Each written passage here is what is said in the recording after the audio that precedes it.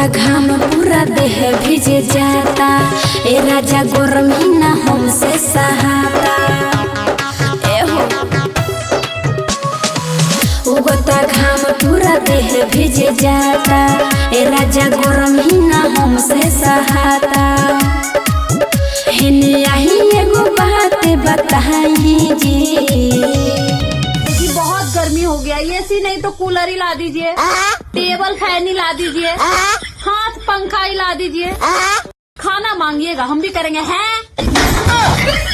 आज से खाना बंद हो जाए जी, जिंदगी रंग झंडे हो जाए जी। आज से खाना बंद हो जाए जी, जिंदगी रंग झंडे हो जाए जी।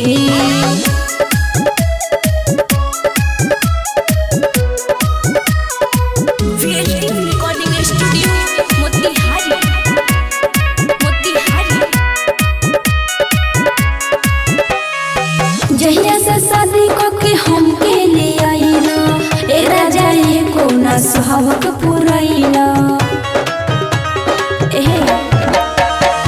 जहिया से शादी के हमके ले आइला, ए राजा एको ना सहवक पुरैला।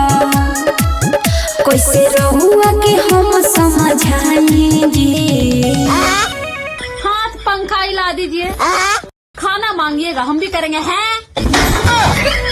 आज से खाना बंद हो जाए जी, जिंदगी राउर झंडे हो जाए जी। आज से खाना बंद हो जाए जी, जिंदगी राउर झंडे हो जाए जी।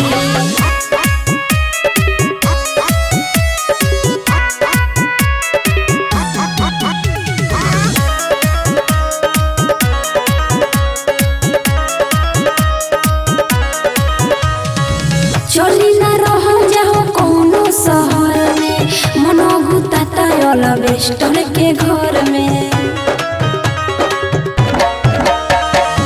चली ना रह जाओ कोनो शहर में, मनोगुता तयल बेस्टल के घर में।